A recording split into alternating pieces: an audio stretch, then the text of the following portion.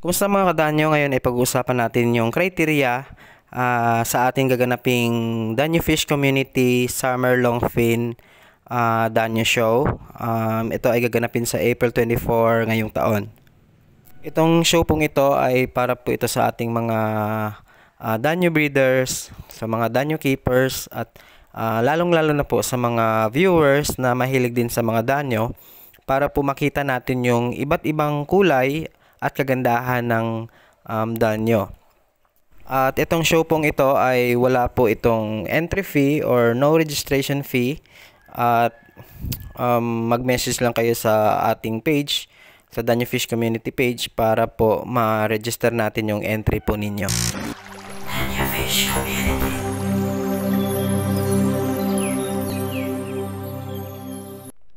So yan, at let's dive in para sa ating criteria for judging. So napakasimple lang po ng ating mga criteria at yung una po dyan is yung video presentation.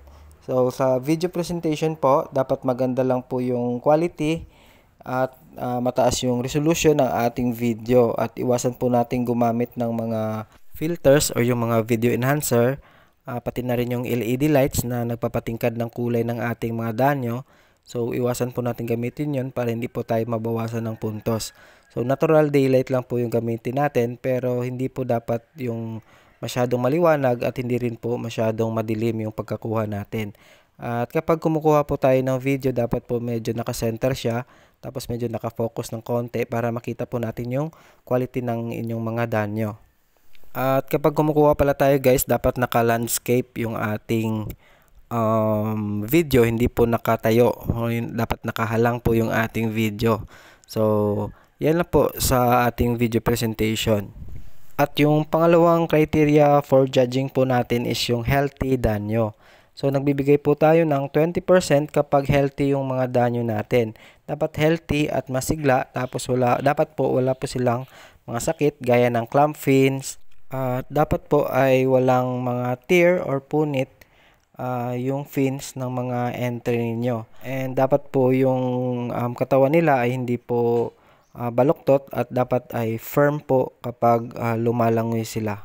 Yan, so proceed na tayo sa pangatlong criteria at yung pangatlong criteria po natin is yung identical pair. So nagbibigay po tayo ng 15% kapag yung danyo ninyo is magkapareho yung kanilang kulay at saka magkapareho yung laki. At dapat po kapag nag-e-entry po tayo, kapag leopard danyo po yung entry natin, dapat po leopard danyo din po silang dalawa. Ganun din po kapag zebra danyo, dapat zebra danyo din po yung isa. Dapat pair talaga sila na halos magkapareho yung kanilang mga itsura. Yung pang-apat natin na criteria is yung vibrant or striking color. So nagbibigay po tayo ng 15% kapag yung entry ninyo is natural na matingkad yung kulay at hindi po ginamitan ng mga kung ano pang mga filter. And lastly, yung ikalima natin na criteria is yung judge overall impression. So nagbibigay po tayo ng 20% kapag nagustuhan namin yung entry ninyo. So meaning judge overall impression po is sa unang tingin pa lang is parang may potential na kaagad yung entry ninyo na manalo or mag-champion sa show. So yan lang po yung ating mga criterias. Napakasimple lang po at gandahan nyo lang po yung entry ninyo at yung presentation ninyo. So good luck sa lahat ng sasali at nais ko lang pasalamatan yung ating sponsor Max Flow. Syempre nandyan sila palagi para sa atin, sa community natin, at ganun din yung yung Kubo Aquatics sa product nila na Optima water conditioner. So salamat sa mga sponsor at salamat din po sa mga mag-e-entry. So happy fish keeping sa lahat.